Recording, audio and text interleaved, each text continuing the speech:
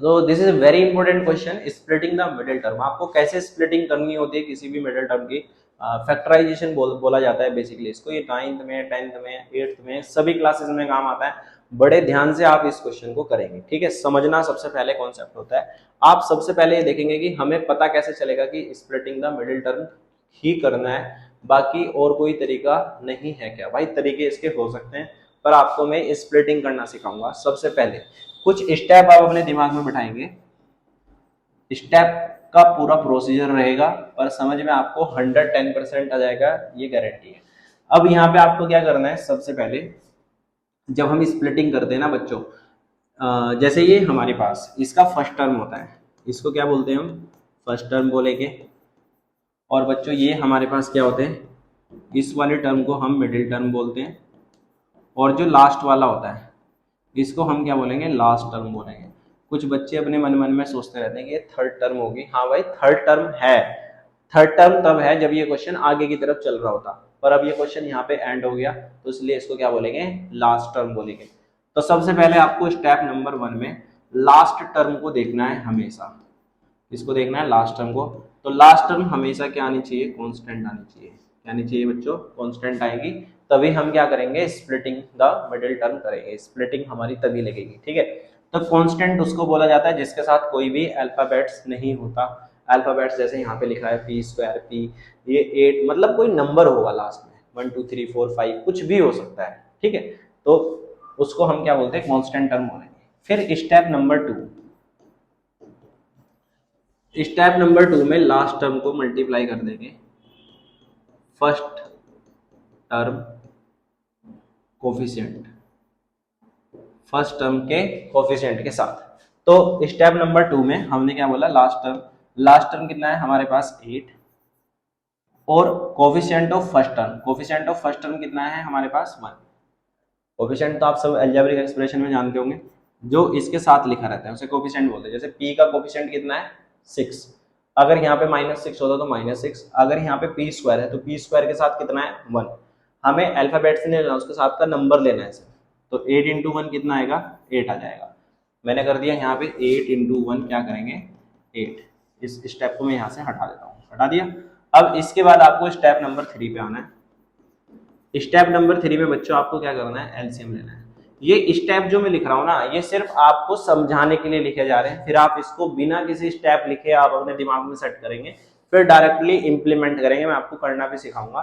तो एलसीएम लेंगे किसका, जो भी हम एलसीएम लेंगे स्टेप नंबर 2 का। तो 8 वैल्यू आई, इसका एलसीएम लेंगे बिल्कुल छोटे से बड़े डिजिट की तरफ को चलते हुए।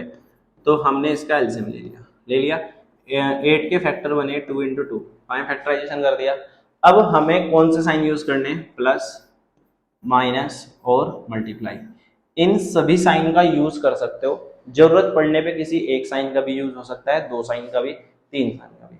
तो हमें क्या करना है, प्लस या माइनस या मल्टीप्लाई करके इन वैल्यू का यूज करके मुझे क्या लाना है, 6p लाना है। जैसे कि मैं आपको बताता हूँ, जैसे मैंने बोला भाई 2 2 जा कितना होता है 4।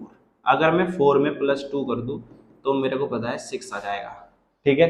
अब तुम सोचोगे कि यार ये ऐसे क्यों बोल रहा है एकदम से कि 4 + 2 और 6 आ गया। इसका एक तरीका होता है, मैं बताता हूँ कैसे। जैसे आपने p स्क्वायर लिखा और ये 6 है, इसको आप, मैंने बोला 6 को आप 4 + के 2 लिखेंगे, बाहर आप p लिखेंगे प्लस के 8 लिखा, इस तरीके से लिखा।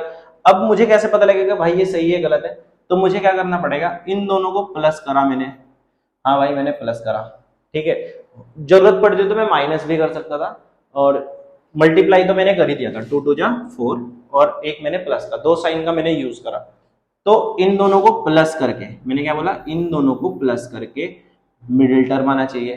प्लस या माइनस करके, इस क्वेश्चन में तो प्लस करके आ रहा है, प्लस करके तो मिडिल टर्म आना चाहिए। और 4 इंटू 2, मतलब जिनको हम प्लस कर रहे हैं उन दोनों की मल्टीप्लाई करके हमारा लास्ट टर्म के बराबर आना चाहिए, ठीक है। समझ पा रहे हो, मैं एक बार और बता दूं, प्लस या माइनस करके मिडिल टर्म आना चाहिए, और जिनको आप प्लस या माइनस कर रहे हो उन दोनों की मल्टीप्लाई, जैसे 4 इंटू 2, 4 2 जा 8, तो 8 आ रहा है नहीं आ रहा है। अगर आपका ये प्रोसीजर आ रहा है तो आप बिल्कुल 100% सही है, अदरवाइज आप बिल्कुल रॉन्ग हो जाएंगे। इसमें हमें पहले ही पता रहता है कि हमारा आंसर सही होगा या गलत होगा, ठीक है। तो मेरा बिल्कुल सही है, मेरे को पहले से ही पता लग गया है। अब हम क्या करेंगे इसमें पी स्क्वायर और 4 की मल्टीप्लाई पी के साथ करेंगे तो कितना बन जाएगा 4p, 2 की पी के साथ करेंगे तो कितना आएगा 2p प्लस के 8। इन दोनों को आप यहाँ से क्या करेंगे p कॉमन आ जाएगा तो p प्लस के 4। ऐसे ही हम इन दोनों में से कितना कॉमन लेंगे 2, तो p प्लस के 4 हमारे पास यहाँ पे आ जाएगा। बात समझ में आ गई नहीं आ गई सभी को? अब इन दोनों वैल्यू में हम क्या करने वाले p प्लस 4 को कॉमन ले लेंगे क्योंकि मेरे दोनों ब्रैकेट सेम आ गए हैं और ये वाले क्वेश्चन हम इस तरीके से करते भी आए हैं। जैसे कि मैंने आपको प्रीवियस वीडियो में बता रखा है कि भाई p प्लस 4 और p प्लस 4 का सही आना बहुत जरूरी है, तभी हमारा ये बाहर आ जाएगा। तो अंदर कितना बचेगा p और प्लस के 2। बात क्लियर होती नहीं होती है? अब मैं आपको बिना स्टेप लिखे इस क्वेश्चन को करके दिखाऊंगा, इसका नेक्स्ट वाला पार्ट। ठीक है, तो ये पहले वाला पार्ट बिल्कुल बिगिनर्स स्टूडेंट के लिए है जो बिल्कुल स्टार्टिंग में सीख रहे हैं। ठीक है, और जिन बच्चों को आ गया है वो अब चलते हैं इसके क्वेश्चन नंबर 2 के पास। तो इसका जो क्वेश्चन नंबर 2 है ध्यान से समझते हैं। क्यू स्क्वायर माइनस के 10q प्लस के 21 इंटू 1 करो भाई, क्योंकि क्यू स्क्वायर के पास कुछ नहीं है तो 21 है, तो मैंने क्या करना है 21 का एलसीएम लेना है।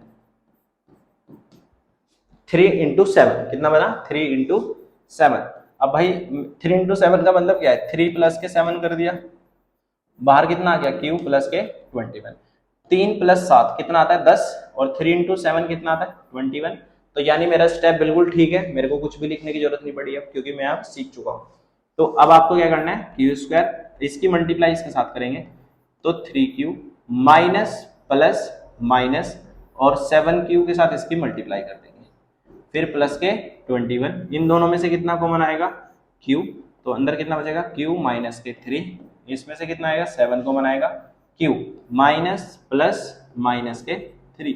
तो दोनों ब्रैकेट हमारे क्या आ रहे हैं सेम आ रहे हैं, तो q माइनस 3 और q माइनस 7 इसमें से हमारा कॉमन बन जाएगा।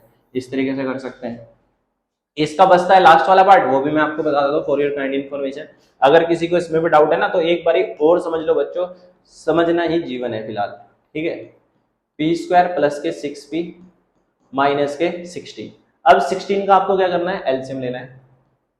जब आप इसका एलसीएम लोगे तो हम बोलेंगे भाई इस तरीके से चलेगा, चलेगा नहीं चलेगा, जरूरत पड़ने पे ना 1 बन जा 1 भी यूज कर लेते हैं, मतलब बीच वाले टर्म को लाने के लिए। जैसे मुझे 6 लाना है 2 2 जा 4, 2 2 जा 4। अब ऐसे तो 4 प्लस 4 से तो काम नहीं चला, तो मैं क्या करूंगा 2 2 जा 4 2 जा 8 माइनस 2 लिख सकता हूँ, नहीं लिख सकता हूँ। इसको मैं 8 माइनस 2 लिख सकता हूँ, बाहर p माइनस 16, क्योंकि 8 माइनस 2 कितना आता है 6 और इन दोनों की मल्टीप्लाई करी कितना आता है 16। बिल्कुल बात सही है। अब हम क्या करेंगे इसको पी स्क्वायर 8p माइनस के 2p माइनस के 16, इसकी मल्टीप्लाई इसके साथ करिए, इसकी मल्टीप्लाई इसके साथ करिए। अगर यहाँ पे माइनस आता, जैसे यहाँ पे माइनस था तो ब्रैकेट के साइन चेंज होते हैं, प्लस के केस में साइन चेंज नहीं होते। साइन का बहुत इंपॉर्टेंट रोल है, एक साइन पूरा आंसर गलत करा देगा। इन दोनों में से कॉमन लेंगे कितना आ जाएगा p, तो p प्लस के 8 और 2 कॉमन लेंगे p, जैसे यहाँ माइनस है तो माइनस माइनस प्लस कर दीजिएगा, p प्लस के 8 आ जाएगा। ठीक है मेरे प्यारे बच्चों, तो यहाँ पे हम क्या करेंगे p प्लस के 8 और यहाँ पे p माइनस के 2। तो इस तरीके से हम इसके स्प्लिटिंग द मिडिल टर्म पूरा फाइनलाइज कर चुके हैं।